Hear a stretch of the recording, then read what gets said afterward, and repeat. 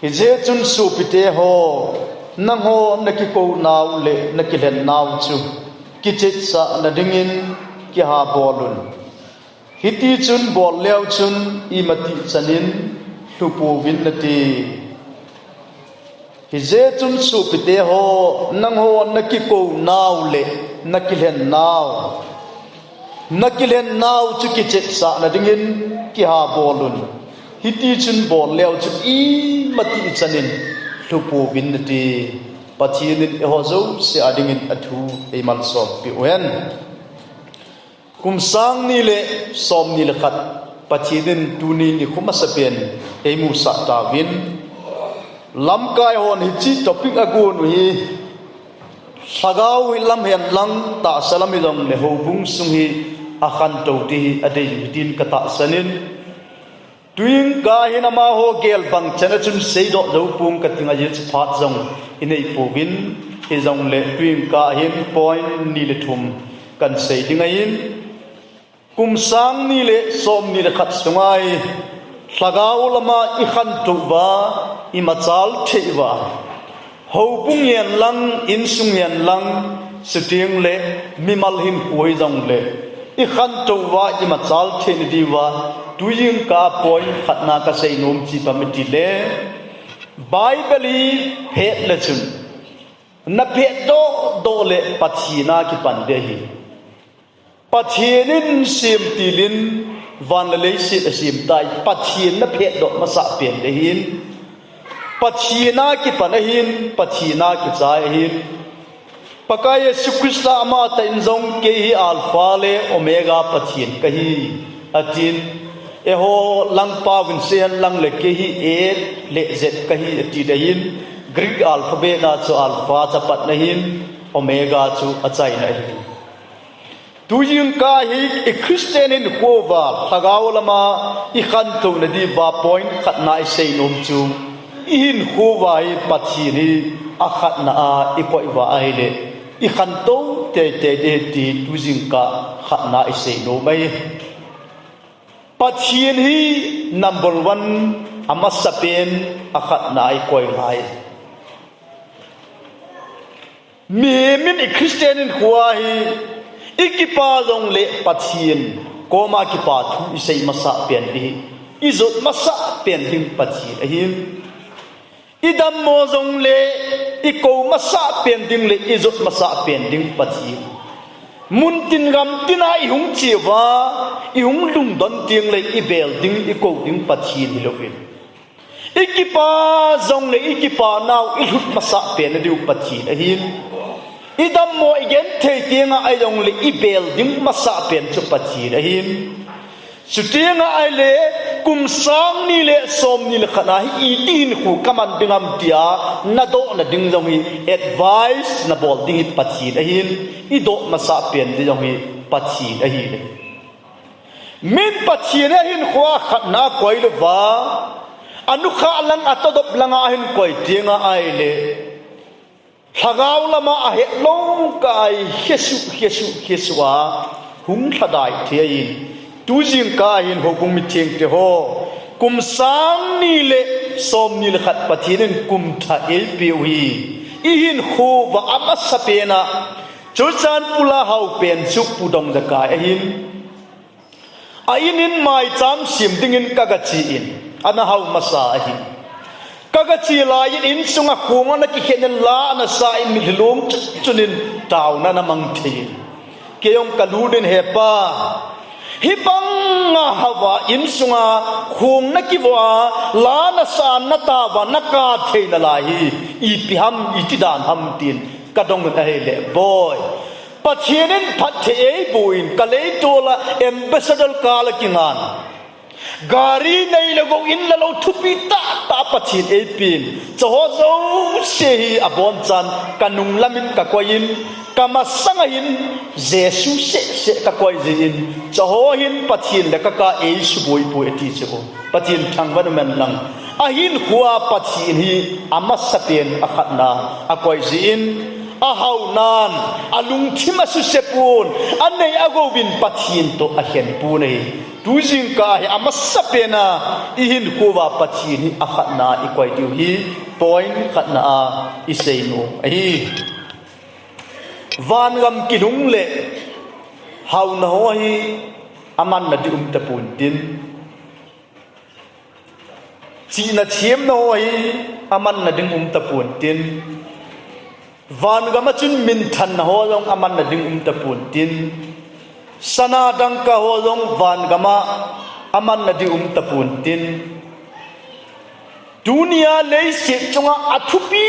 pena ki gel hoi van gama man ding khat jong lo ai jein Pathen lei se chunga iman cha dia elpi nomon mi kim khanin Pathen I hova ai le morgan thei thei jing jing Pathen na tong ho long he again thei ti kun se na Pathen na tong khat again thei lo le koi gen thei yam tin Pathen na tong khat chu ahung sma na jip la kal ahung lai teng mi kim khanin Lhagao mi ta pun te ati jip la kal to Pathen ki ma pun sana dang ka to Pathen ki ma pun hau na to Pathen ki ma pun in thupi ta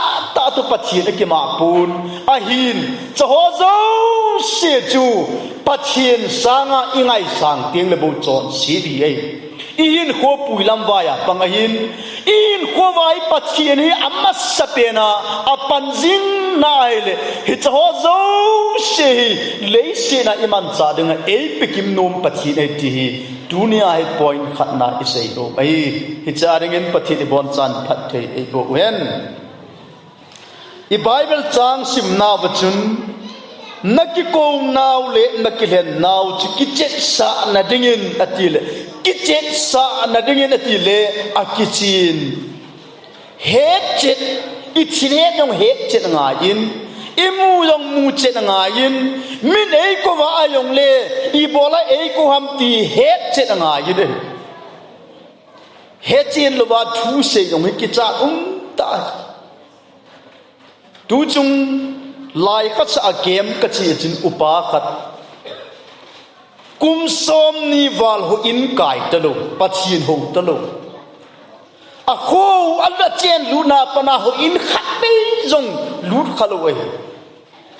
game ka hung ki panu le ho in hung kai in ho bung mi ho hin ate ate jengun ke kalunga dongin maljin khat to ai dem tin ki helen ka do le maljin ai poi ki ho ai ai le bola na khomi na chuti vet uham katile khu ahung che na pana ho ina hung kai masape he ti ai le ke ma chun hoi ta na pangin thu dang hoi ta na ngai thejin ai wangin kilhan dim anum pu taw nom lo kilhan nom lo achai ni hin ei zui le in het ken te na kaum na in ka kom ahung to na yin ken rong a sei nom khat men ti ka tin hepa na sei nom ham ka ti le hi chu oi pu ati ai le na sei nom len sei tamu ka ti le ke sei nom hilaya sei the pu ta o ati ken rong pui na ne hi ti ka het thadi in nei te ka sol to in sunga ka puilu nen ipiam na sei nom ka ti la yin kum som thum masanga ga ki seije ngan nang oi pune lun palti ho ahin kene fa ama ho to reng khat loi khat nahi uri ho la cha Pathen na tong khati an hil hi le nang ho chim noi mi ho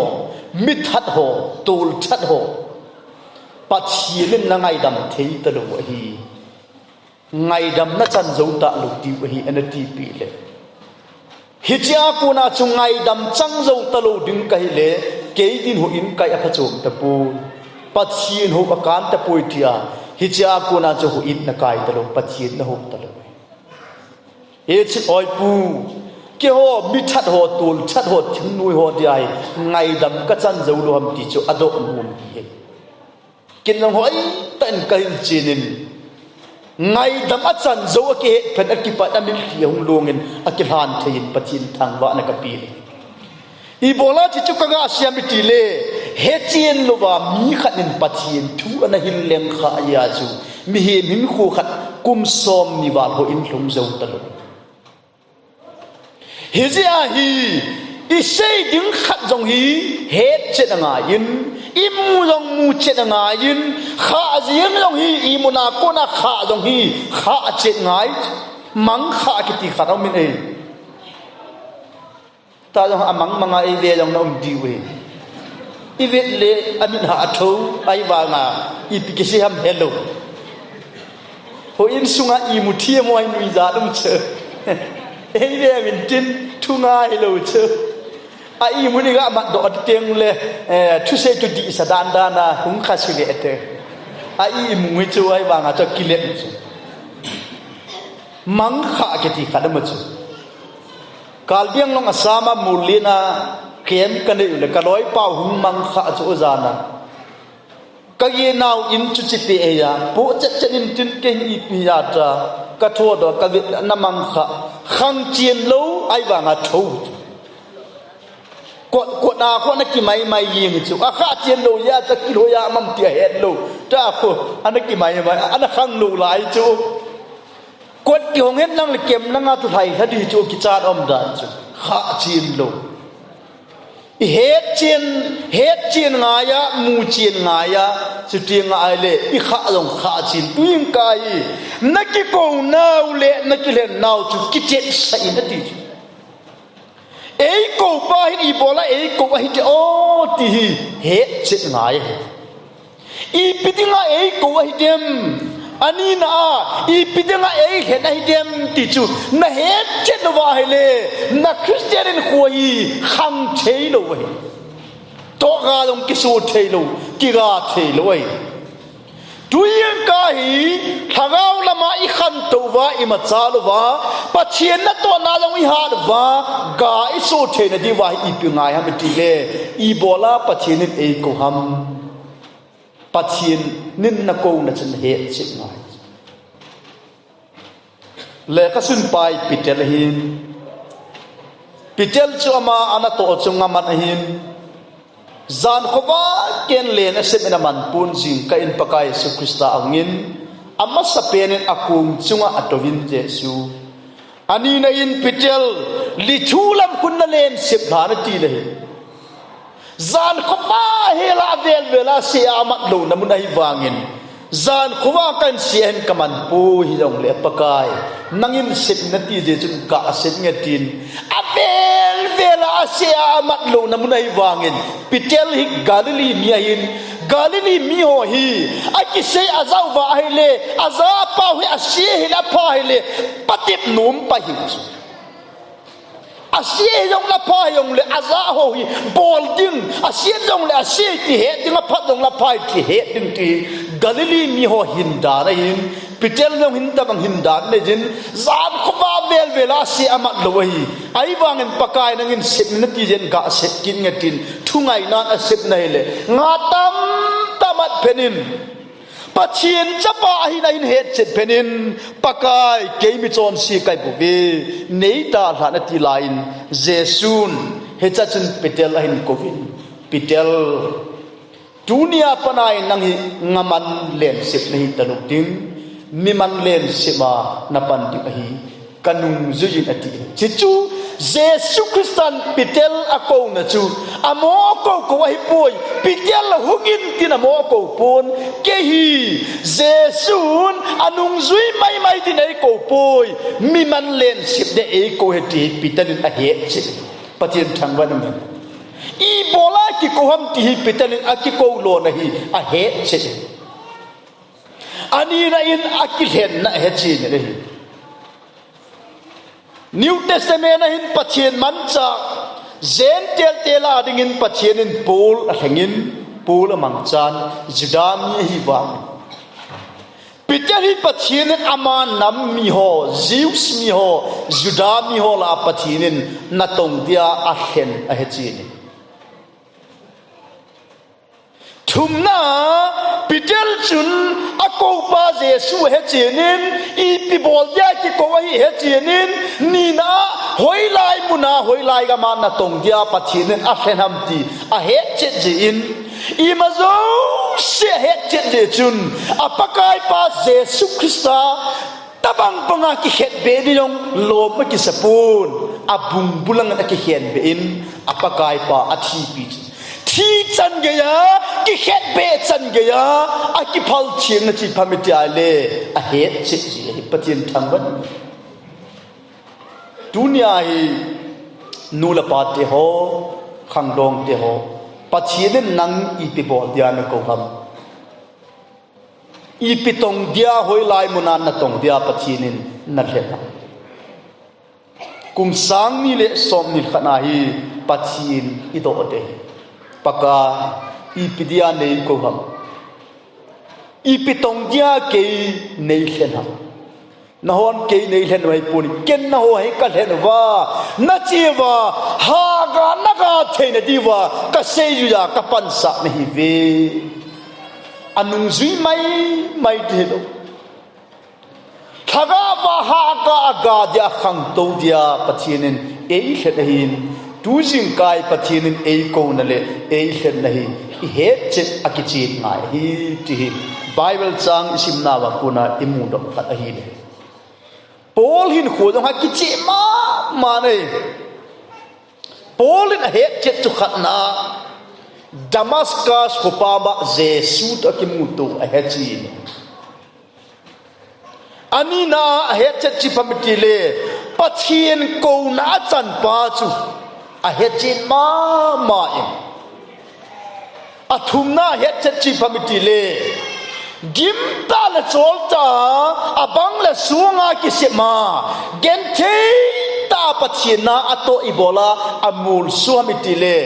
Timothy henga seyin athi kon lama amu che kan amin he che kan amin chi pamitile athi nung ting le pakai anga kipa man asan ding lallu aku ding a he che in Jesu Christa athi pi ngam ne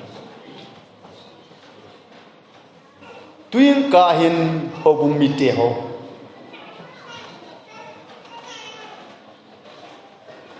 Iho bung sung vain Christian ki su gen the na khat hi hung lung ziang ta hen lang hi le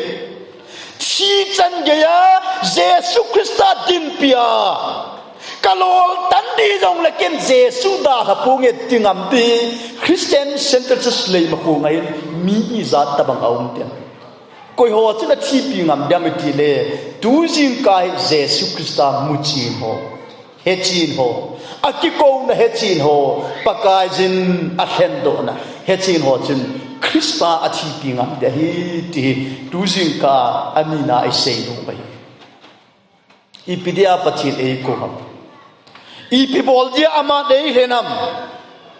kum sang ni le som ni le khat tu ni tarik khat hitan nalung chima thulu na na siama nangin jong na dei hen dia ka dei chi pamitile tu kum sang ni le som ni le khat sungai paka I pibol dia nei ko wa I pibol dia nangin nei hena I bola kaloi ka gol ka u kanau tampi chinung sanga ke tu ni chan ge ya dam na nei pe hi I pitong dia nangin dam na nei pi ahin ko nei pi am ti hi tuni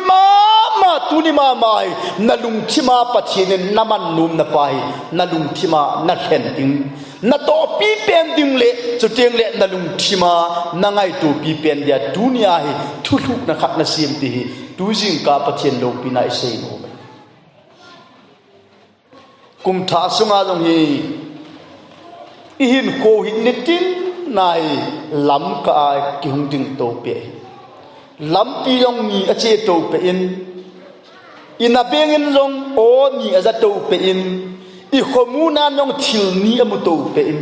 I kamin jong thu cheng ni a sei no min I lung thim jong a si le pha hi nitin nai tai hung che to pe hi Christmas ki chai ta jong le cheng khat ga sei ka ting asile ka chimon Jesu hong lim tung ba kun o ni azal aza masau o chi pamiti le Herod o hi chi bin lang chin chan ho chu photu un lang chu ting le hung ki le bin ni hung ho pa ki nun ke yong ka ga chi a chi bai ka ga bu de ti chu Herod o hi ahung le paka Yesu Krista ahung mu vin zanin o khat azaki nun chi pamitel amangwa pathin o azavin ahung naw lampi ho talwa lam chu azui diu o khat azav meeting mithimo o ni azatav hicha chun alungin agelun Herod o azau azui diuam zana amanga azau pathin o azui diuam ama ho khoda kinga mahi akingai tovina kigelun o Herod o sangin zana iza pau pathin o hi ngai te akitivin ahum naw lampi tu chi hon lang Herod ga ho pa lew Herod chun Jesu Krista atha do no mahin ai wang azau pathin o azui jebin Jesu Krista hu do tua long kapang khaw pathin thangwan hen e tu ni jing ka hi kum sang ni le som ni le khana hi o tam ta na hin za de hi tu lain ama akida te pwa ai le set chung ve leo chun nu mei kinga yong ta e ho society a yong nu le nu kinga pasal kinga akichen nong la kho lo van noi chon na hi van noi le se da hin min anop do bolen lang adei bolen lang achi nom nan chien lang ne nom ne jong le dunia hi e christian ko wa hi i thu lo na diu le i khantou na di wa hi i lung chang wa hi pathin o i ngai sing yu hi pathin ade hi ti tu sing ka point ni na i sei no hi achai na ai sei dingin leiset chung hi sedeu de hi nom che de hin chon se jong pung che de hin Sodom le Gomora khopi sanga hung kho de hin ahin ka sei nom chu hi tabang Sodom le Gomora tabang khopi ai lo le van noi le sina pathinin ei koi chung wa hi i pi bol dia pathinin le sina hi ei koi ham ti tu jing ka lung gin ta ngai tu om ti ka de ji i bola pathinin ei koi dia ning kumin vanoi le sina vanoi pum pi ho na corona ji in le sit chung aboyin achawai le khabu khat ka vena ai le vanoi le sit ho lin na pul na ha sat na ahum hun tinga ai le Christianity a khangzi ki ti chu Christian hen na sat na khangetin ningkum 2020 ai khangham khanglo ham wang all le hung ki hen tu chan a ki henai pu ahum kon do na chai na jinga jong puan copy in pathin na atong hitabang ha sat na hung dun tenga ai le Christian ho chun pathin ta sun ho chun pathin na to na amangun pathin thu sei na amangun hi chawa ko na chu Christian na sata hung khang ji hin paka Yesu Krista pen zo kal kum zakhat som buk langa in zong hitabang nat si hi rom kama analungin hichin nat si hi rom kama analungin hichin nat na chu ahung na ho chu so chalo thite te jin abang kim khat anu apan apai aim sung mi ten apai abang kim khat cho im sung mi ten ada kha ai wangin anu apa im sung mi ten apai wa ada kha ho chu Christian ti ta yo chun zan pung ni pung thum ting le aim sung mi ten apai sa ho chu kachi de titangi kanat le na tangi ati ana zenun ana boipi Christian hono ana thi pi iza ham khat zong ana su cha aile Jesu Krista pin zo kal kum na khala som guplanga a rom kama ana lung chu kum zani le som nga le zani le som sagi ki ka sunga jong ani veinan rum gam sunga hitabang nat si ana ki hita jong chun ama sabang banga ana ho chu ana payun ana da ravin ana thenun hichi ani veina jong Christian hon min apai sa ho ana lo un ana gen thei pivin abang kim kan na chi pivin hitlai tatun romi miching khanin Christian itabang mong ham ti ahin hulta na rom te noya hi Christian hoi kum za thum wali gen thei na ha sat na tu ai banga Christian ho hi ipiham lung halo thada alova hum thau do kit jiwa lung hale la pachina de apan de dan hi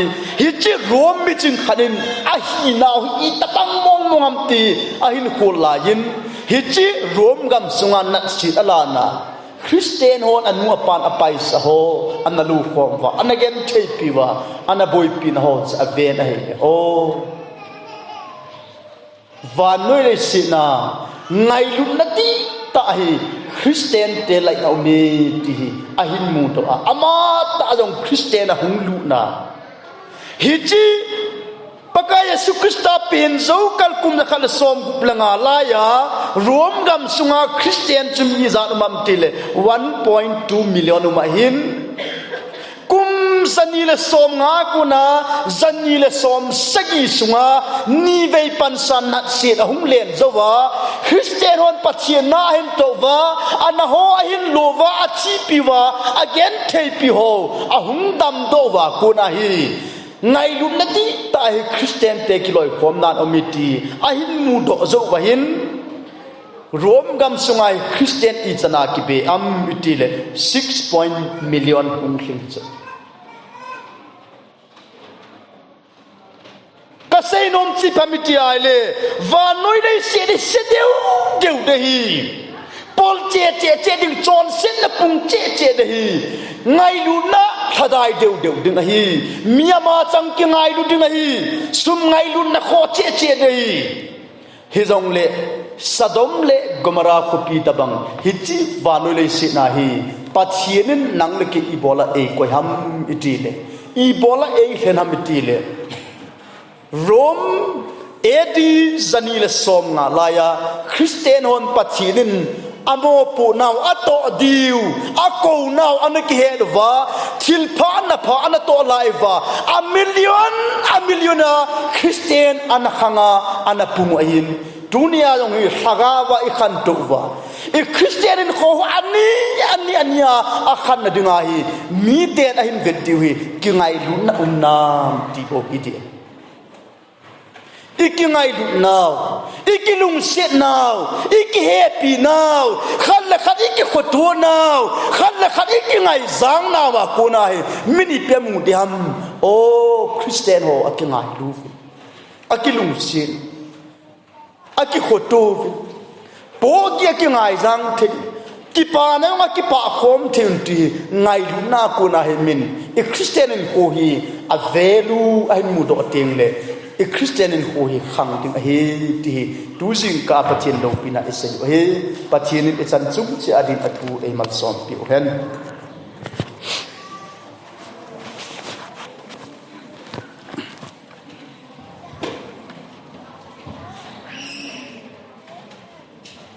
Lhagao dia khantou dia ka sona ti tu bi mangcha ti ko nei ni pu ai su ma zo Pathen phathi bulla chula isa zo se Pathen ni chan se wa ti tha pe phathi ku pi ta hai phachai na isa ding jo le ho na number